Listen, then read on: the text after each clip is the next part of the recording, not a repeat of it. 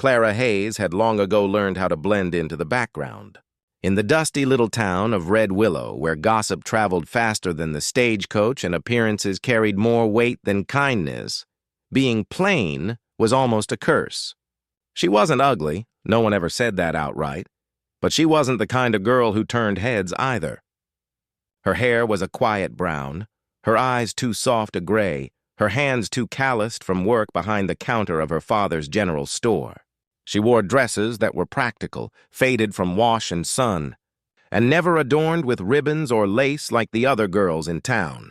Every morning, Clara rose before dawn to sweep the porch, dust the shelves, and light the lamps before the first customers arrived. The general store had been her whole world since her mother died 5 years ago. Her father, once a man of laughter and strong shoulders, had hardened since her mother's passing. His love had turned into routine. He didn't mean to be cruel, but his silence cut deeper than harsh words ever could. He saw Clara not as his daughter, but as an extra pair of hands keeping the place running.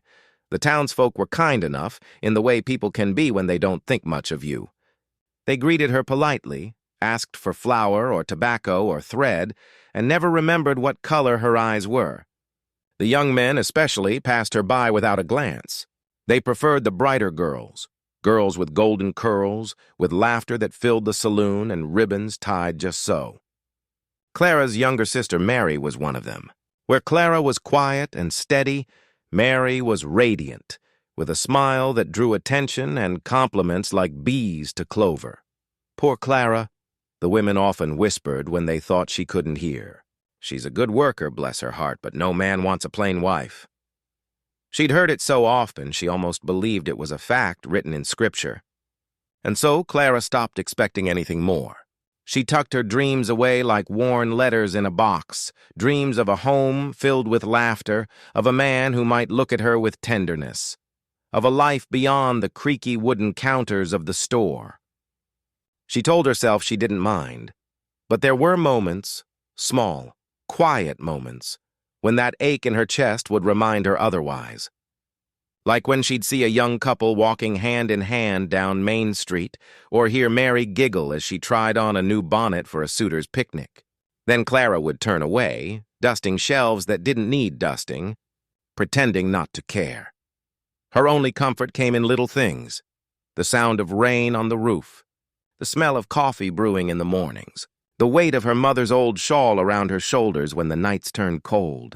She took pride in small kindnesses, helping old Mrs. Parker carry her groceries home, stitching up a torn hem for a child, leaving a loaf of bread by the church steps for someone hungrier than she. No one praised her for these things, but that didn't matter. Doing good quietly was its own kind of grace still.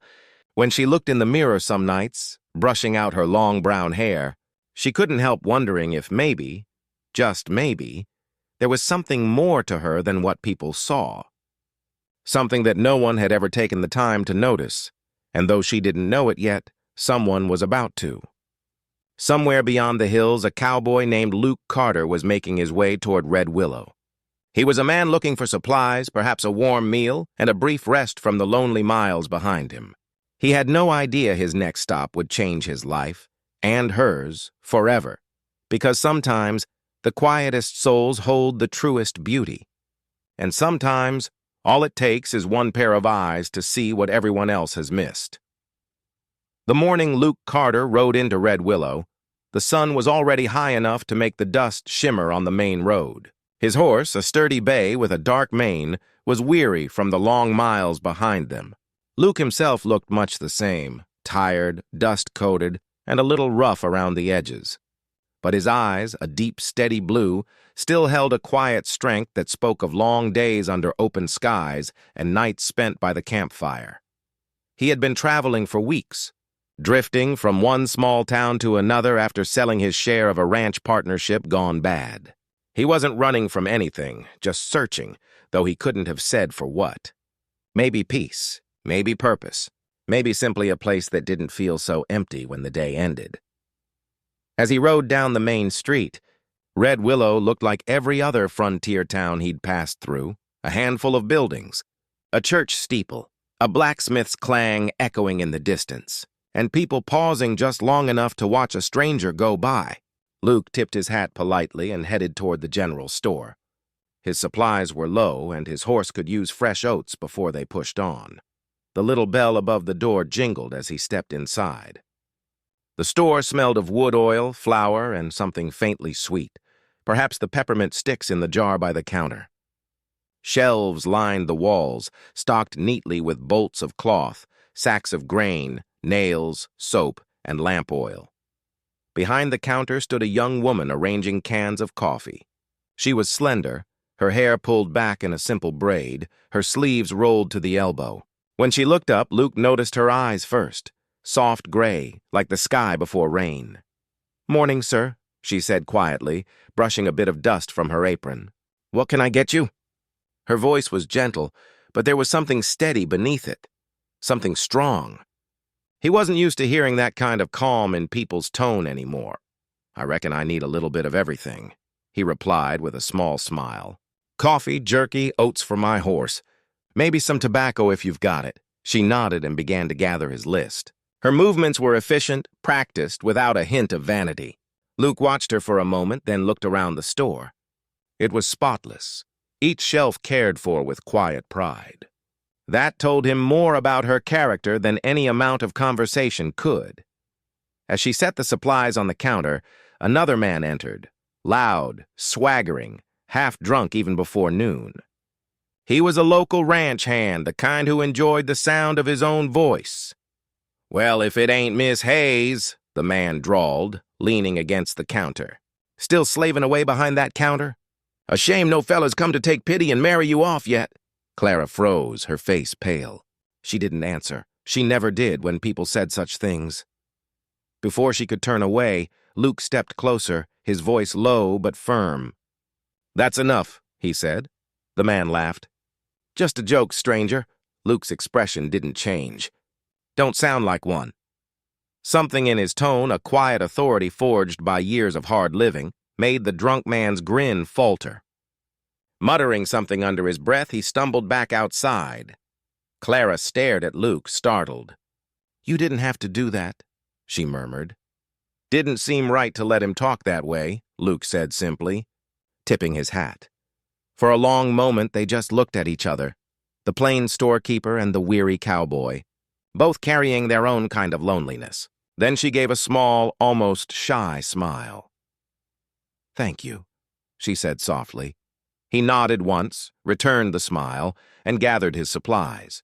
As he left, Clara watched through the window as he swung into the saddle and rode off slowly down the road, sunlight catching the brim of his hat. Something stirred quietly inside her, something she hadn't felt in a very long time, hope. And for the first time, she found herself wondering if maybe, just maybe, the stranger might come back.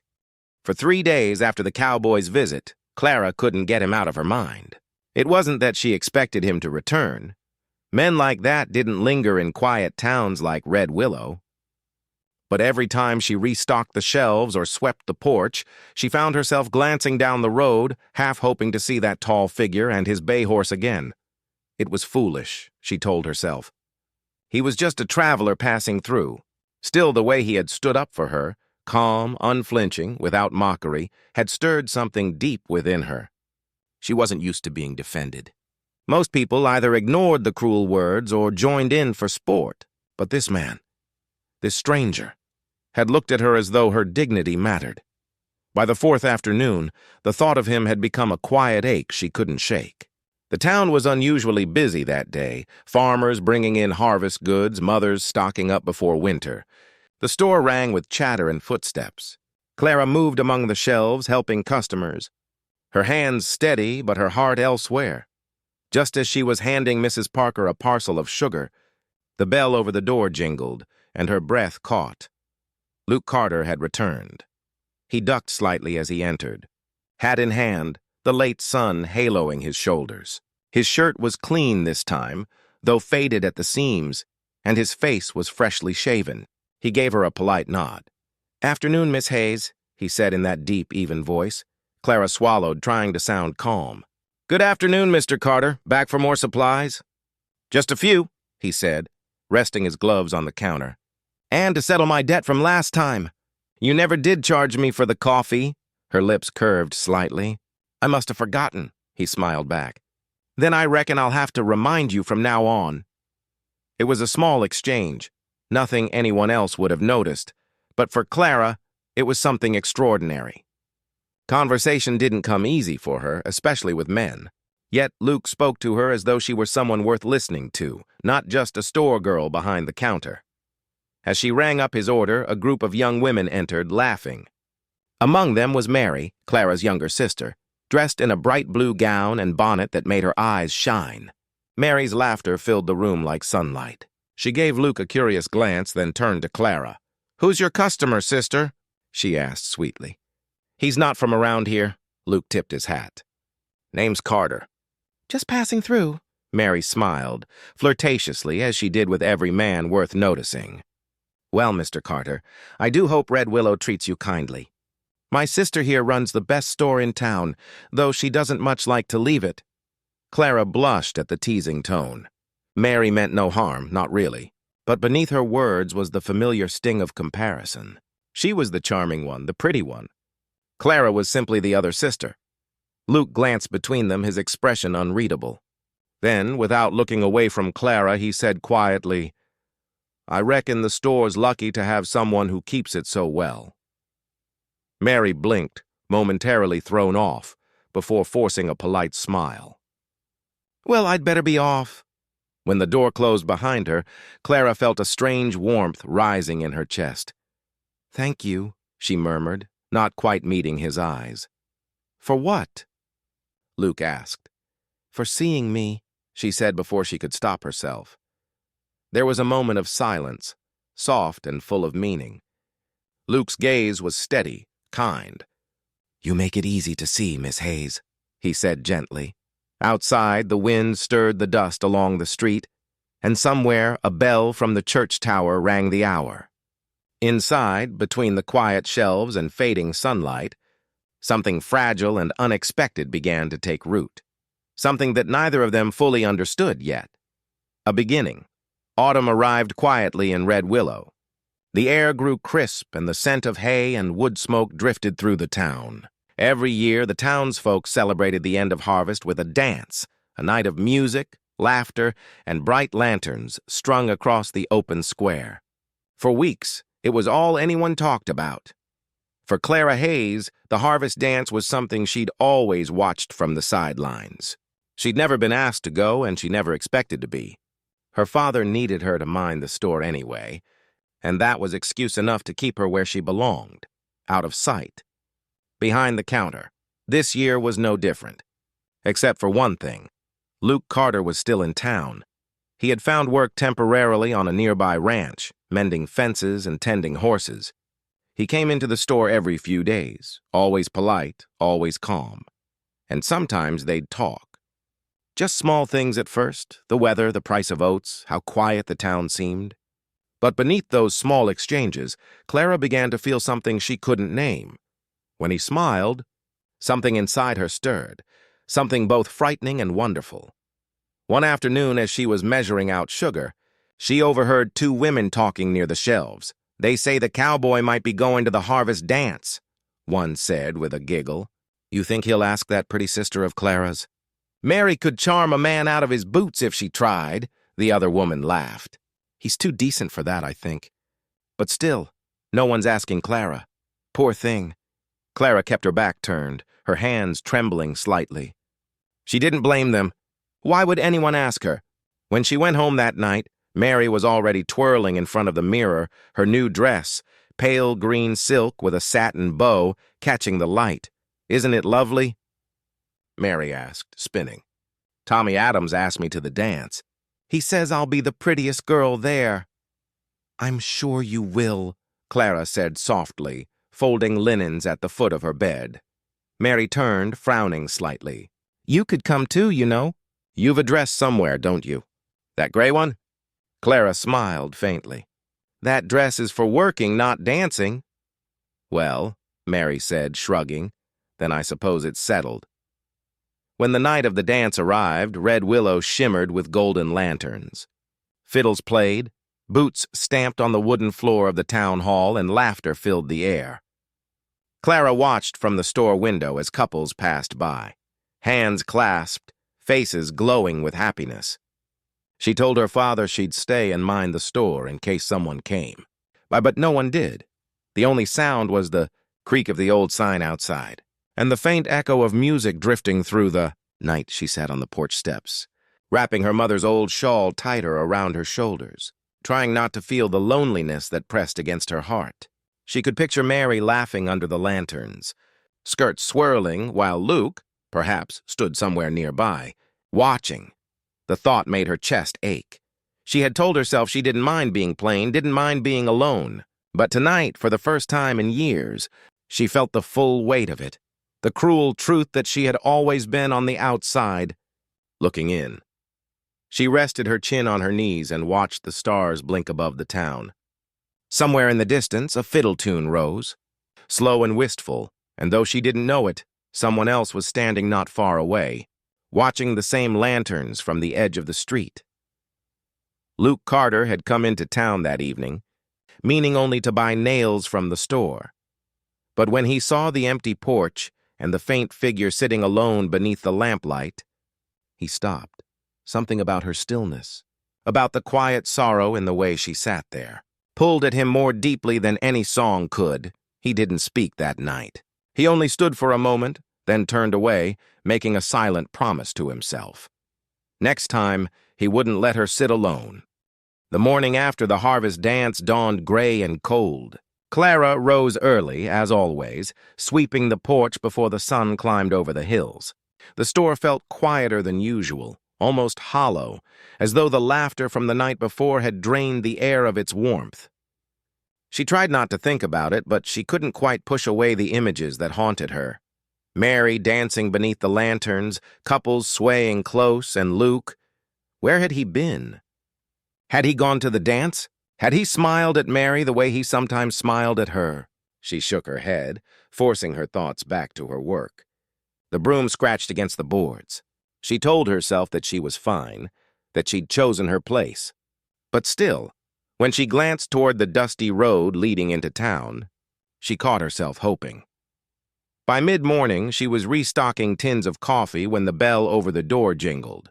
Luke Carter stepped inside. He looked different today, less like a drifter, more like a man who had decided to stay a while. His shirt was clean, his hat brushed, and his boots shined with a faint polish. He carried himself with the quiet confidence of someone who knew exactly why he'd come. "Morning, Miss Hayes," he said, his voice warm. Clara turned, startled. "Good morning, Mr. Carter. I thought you'd be out at the ranch today." "I was," he replied, resting his hand on the counter. "But I heard there was quite the dance last night." Her cheeks warmed. "So they say. I wouldn't know. I stayed here." He studied her for a moment, then said gently, "I figured as much." She blinked. "And why's that?"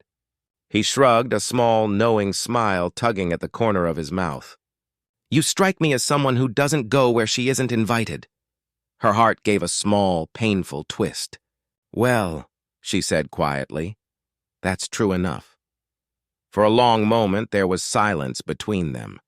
Outside, the wind picked up, rustling the sign above the door. Luke tapped his hat brim against his knee, as though debating something. Finally, he said, "Then maybe it's time someone invited you." Clara frowned slightly. "Invited me?" "To a dance," he said simply. She blinked in confusion. "The harvest dance was last night." "I'm not talking about the harvest dance," Luke said, his voice low, almost shy. "I'm talking about the one I missed, right here." Before she could answer, he reached behind him and unhooked the little gramophone that sat on the shelf, the one her father used on slow afternoons. He wound it up and a soft tune filled the air, faint, a little scratchy, but tender all the same. Clara stared at him, her heart thudding. "Mr. Carter, Luke," he said gently. "Just Luke." She hesitated, then set down the tin of coffee. "Luke, I don't—" He extended a hand, roughened from years of work. "It's just a dance, Miss Hayes, nothing fancy. No lanterns, no crowds. Just you and me." She looked at his hand for a long moment, uncertain. No one had ever asked her before. Not once in her life. The thought of it made her chest tighten, but there was something in his eyes that felt safe, steady. Slowly, she placed her hand in his. He guided her gently from behind the counter, his touch firm but careful. The wooden floor creaked beneath their boots as they began to move, awkwardly at first. Then, with a quiet rhythm that seemed to belong to them alone, the music crackled softly from the gramophone, a sweet waltz from another time. Luke's hand rested at her waist, his other holding hers as if it were something fragile. "You see?" he murmured with a smile. "Not so hard." Clara couldn't speak. Her throat felt tight, her eyes damp. For once, she wasn't invisible. When the song ended, Luke didn't step back right away. He looked at her. Really looked. At the flush on her cheeks, the trembling in her hands, the light that had finally broken through her shyness. "Thank you," she whispered, barely audible. "For what?" he asked softly. "For asking," he smiled, tipping his hat just slightly. "Wasn't much of a dance," he said, "but I reckon it's the best one I ever had." And in that quiet store, surrounded by shelves of flour and sugar, Clara Hayes felt something she hadn't felt in years, like she finally belonged somewhere, and to someone who saw her exactly as she was. The second town dance came a month later, held to celebrate the end of the harvest shipments. Red Willow had never looked more alive. Lanterns hung like golden fireflies from the trees, laughter echoed from the square, and the air smelled of roasted corn and apple pie. For most of the townsfolk, it was another excuse to dance, to gossip, to show off new dresses and polished boots. But for Clara Hayes, it was something else entirely. She hadn't planned to attend. After all, the first dance had passed her by without notice. But Luke Carter had a way of changing plans. A week before the celebration, he'd come to the store again, this time carrying a small parcel wrapped in brown paper. He set it gently on the counter and said, "For you." Clara blinked, uncertain. "For me? Why?" He smiled. "Because I'm asking you to the dance, Miss Hayes. Properly this time." Her breath caught. She wanted to refuse, wanted to tell him that people would talk, that someone like him shouldn't be seen with someone like her. But when she looked into his eyes, she saw no trace of pity there. Only sincerity. When she opened the parcel later, she found a simple blue ribbon and a note that read, "So you don't fade into the background." Now, as she stood before the mirror in her small bedroom, that ribbon tied around her braid, Clara barely recognized herself. Her old calico dress was washed and pressed, and she had let a few tendrils of hair frame her face. She still looked plain, yes, but softer, lighter, like a woman who'd finally allowed herself to hope. At dusk, Luke arrived at her door. He had borrowed a clean coat, and his usual dust-stained hat was brushed smooth. When he saw her, he smiled in quiet admiration. "You look—" He paused, searching for the word. "Right. You look just right." No one had ever said that to her before. The town square was already crowded when they arrived. Music floated through the air, fiddles, banjos, laughter. People turned as Luke led her into the glow of lantern light. Clara could feel their eyes on her, whispers following in their wake. What's she doing here? That's Hayes's girl, isn't it? The plain one? With him? Her hand trembled slightly, but Luke squeezed it, grounding her. "Don't mind 'em," he murmured. "They don't see what I see." When the first slow song began, he guided her to the center of the floor. The crowd parted slightly, some curious, some smug, but he didn't care. He took her hand in his, placed the other gently at her waist, and began to sway. At first, she was stiff, self-conscious. But then he leaned down and whispered, "Just look at me, Clara. Only me." She did. The rest of the world fell away. The laughter, the whispers, the flicker of lanterns. It all blurred until there was only his steady gaze and the warmth of his touch.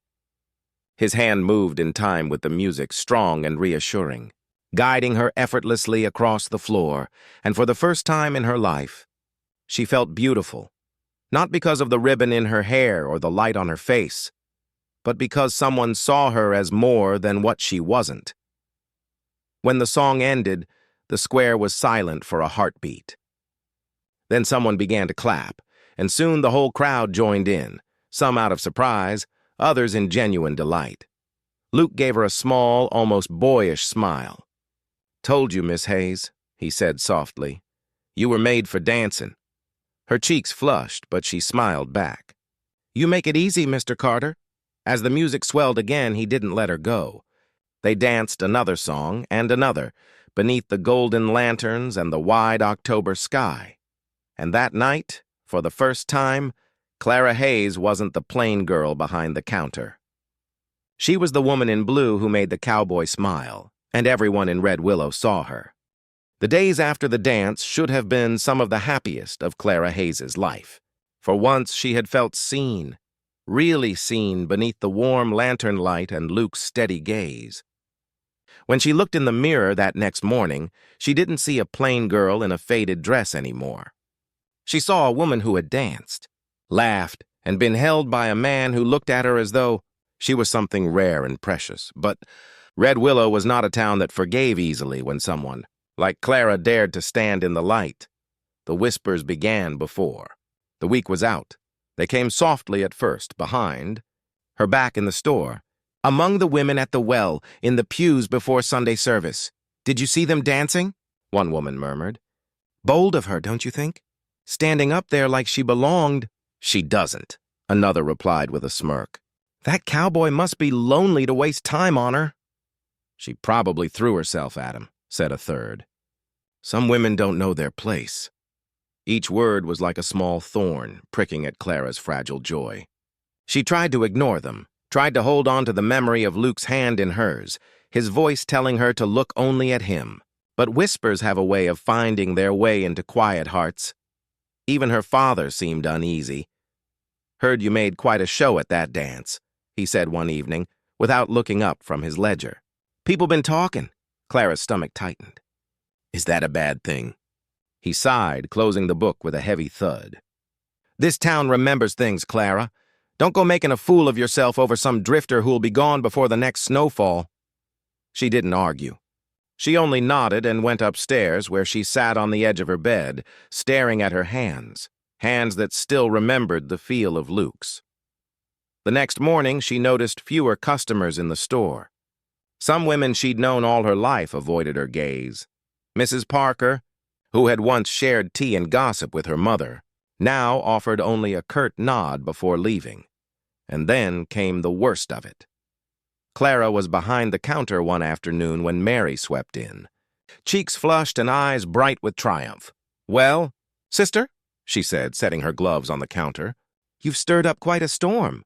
Clara frowned. "What do you mean?" Mary leaned in, her voice low but sharp. "Everyone's saying Luke Carter's been seen around the saloon with Annie Mae. You remember her? The redhead who sings on weekends?" Clara's heart dropped. "That can't be true," Mary shrugged, clearly enjoying her sister's distress. "I'm just telling you what folks are saying. Maybe you shouldn't have danced with him in front of everyone. Men don't like being trapped by gossip."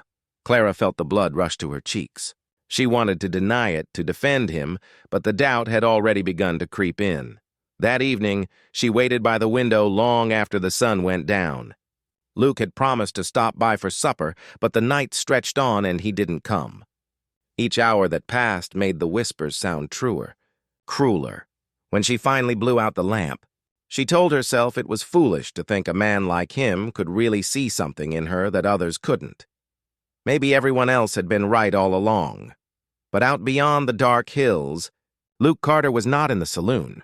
He was riding hard through the rain, his coat soaked through, trying to reach Red Willow before the storm broke, because he had heard the same whispers, and he knew exactly how easily words could wound a good heart.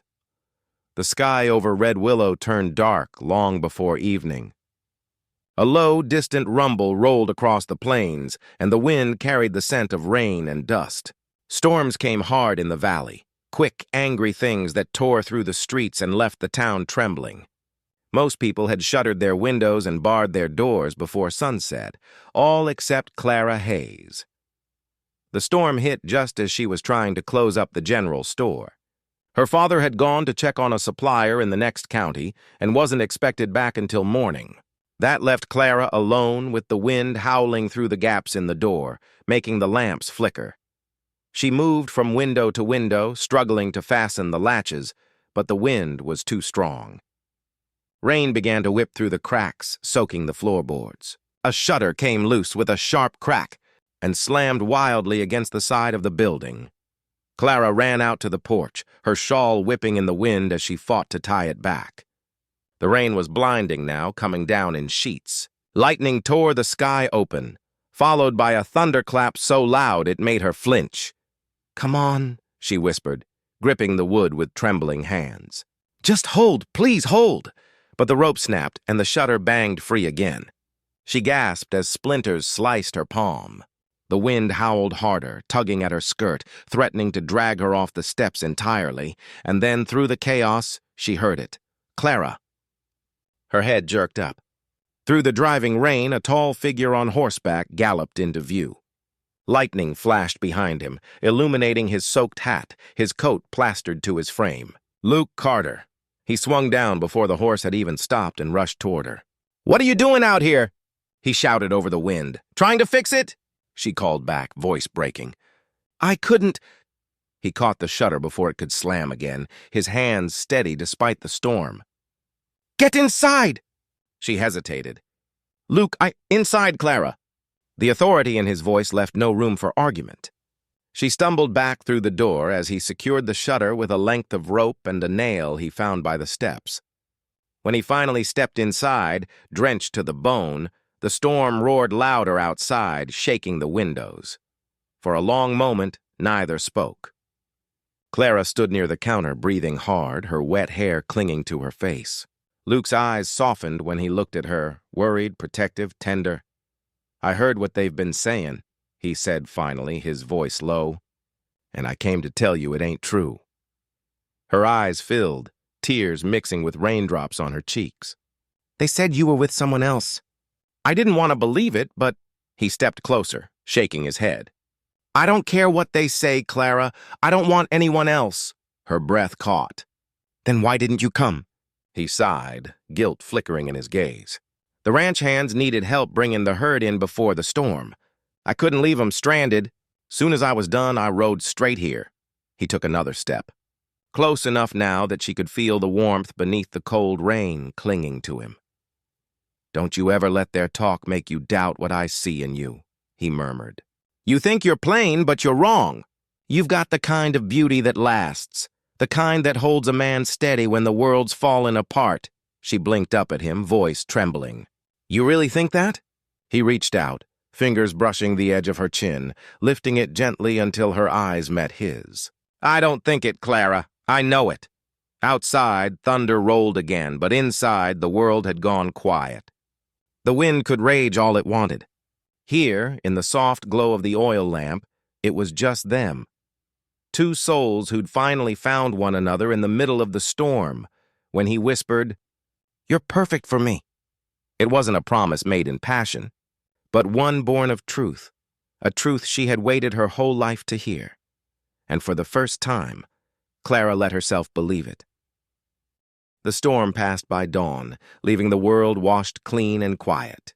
Red Willow lay under a gray, dripping sky. Puddles filled the ruts in the dirt road, and the scent of wet sage drifted through the open windows of the general store. Clara stood by the counter, wrapping her cut hand in a strip of linen. Her eyes were puffy from crying, though not from sadness anymore. There was a gentler light in them now, something like peace. Luke sat near the hearth, drying his hat beside the small fire he'd built. His coat hung from a chair, still dripping from the long night's rain. For a while, neither spoke. The silence wasn't awkward. It was the kind that settles when words have already done their work. But Clara could see the tension still written in his shoulders.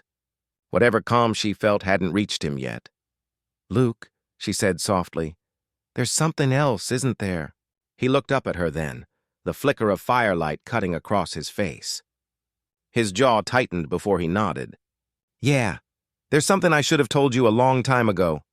She paused, unsure whether to sit or stand. "Go on."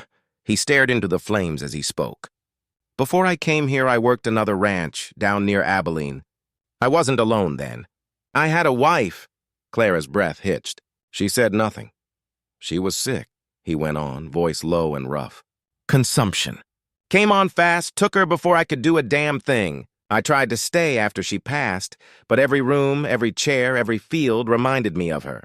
So I left, rode north till my horse gave out, then found work here in Red Willow.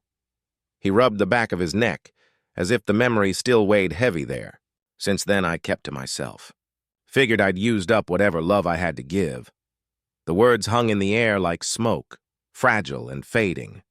Clara moved closer, her hands trembling slightly. "And yet you came to the dance," she said gently. He gave a faint, sad smile. "Didn't plan to. The foreman dragged me there. Said I'd been hiding too long." He looked up, meeting her eyes fully now. "Then I saw you. You were standing off by the wall trying to disappear. And I thought, you looked how I felt. Alone in a room full of people." Her lips parted, but she couldn't find her voice. He went on. "I kept telling myself not to get close. You deserved better than a man who's still learning how to breathe again. But the more I saw you, quietly helping others, never asking for notice, the harder it got to stay away." Clara swallowed hard. "You thought I was too plain for you?" He gave a short, humorless laugh. "Plain? Clara, you don't even know. You're the first thing that's felt real in years. The world doesn't shout your kind of beauty, it whispers it. And I reckon I've had enough of noise." Her heart swelled so painfully she thought it might burst. "I used to believe love was for other people," she murmured. "For the ones who were noticed, chosen, admired. I never imagined it could look like this, quiet and steady, like the ground beneath your feet." He reached for her hand, gently taking the bandaged one in his. "Then maybe we're both learning. Love don't always come like thunder, Clara. Sometimes it's just the rain after, a slow, gentle thing that brings everything back to life." For a long moment, they sat in silence again, listening to the rain dripping from the eaves. The storm had passed, but something deeper had broken open between them, an understanding neither had dared to speak before. When she finally smiled, it wasn't shy or uncertain anymore. It was the kind of smile born from knowing she was wanted, not for what others saw, but for everything she was. The next morning dawned clear and golden, as if the world itself wanted to make amends for the storm. The air smelled of wet earth and fresh hay.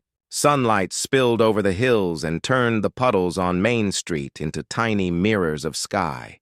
Clara stood on the porch of the general store, watching the town slowly stir to life. Children splashed in the shallow puddles, a wagon rattled past carrying flour sacks, and the church bell tolled softly in the distance. Life in Red Willow, it seemed, had carried on as if nothing had happened. But for Clara Hayes, everything had changed. Inside, Luke was finishing his coffee. His shirt sleeves were rolled up, the morning light tracing the lines of his forearms as he leaned against the counter. He looked at home there. Too at home, Clara thought, her heart fluttering as she realized how natural it felt having him near. "You don't have to stay," she said, turning back toward him. "The storm's done. You've got a ranch to run." Luke smiled faintly, setting down the cup. "And leave you to face this town alone?" "Not a chance," she hesitated. "People will talk again." "They already do," he said with a shrug. "But let 'em. The only truth that matters is the one between us." His words steadied her. The woman who'd once lowered her eyes in every room now lifted her chin. She thought of all the whispers that had followed her since she was a girl, too plain, too quiet, too small to matter, and realized, for the first time, they no longer had power over her. Luke came to stand beside her at the doorway. "You ready?" She drew a slow breath and nodded. Together, they stepped out into the morning light. The first few faces that turned toward them told the story Clara had expected. Surprise, judgment, curiosity. Mrs. Parker froze mid-step outside the bakery, and two ranch hands leaned against a hitching post, whispering behind their hands. But then came old Mr. Thompson, the blacksmith, who tipped his hat and gave a respectful nod. "Morning, Miss Hayes." "Carter." Luke nodded back. "Morning, Tom." That small gesture, so ordinary and kind, loosened something in Clara's chest. She smiled shyly. The world hadn't ended. They walked toward the churchyard where the air smelled faintly of lilac and wet grass. The wind tugged at Clara's hair, and Luke reached out to tuck a loose strand behind her ear. "Clara," he said softly, "I don't have much to offer, just a piece of land. A few horses and more stubbornness than sense. But I'd be a fool not to ask." Her heart skipped. Ask what? He met her gaze, and in his eyes she saw both strength and vulnerability, the look of a man who'd lost before but was willing to risk it all again. "Stay with me," he said simply. "Come out to the ranch. Make it home. Not because folks expect it or because you think you should, but because you want to." Tears pricked at her eyes. "Luke, He stepped closer, his hand brushing hers. "You don't owe me an answer now. Just know I mean every word. You're not too plain, Clara Hayes. You're everything I didn't know I needed." For a moment, the sounds of the town faded away, the laughter, the wagons, the rustle of wind in the trees. It was just the two of them, standing in the golden light of morning, the storm behind them, and something new ahead. Clara smiled through her tears. "Then I suppose," she whispered, "you're stuck with me." Luke laughed, a sound deep and full, and pulled her gently into his arms. Around them, the world kept moving, life going on, ordinary and beautiful, as the sun climbed higher. Casting warm light over Red Willow, Clara realized that for the first time in her life, she wasn't hiding in the shadows. She was walking beside the man who had lifted her chin and shown her what love looked like, not grand or glittering, but steady, kind, and true. And as Luke whispered once more, "You're perfect for me," Clara knew he wasn't saving her, he was choosing her, and she was finally choosing herself too.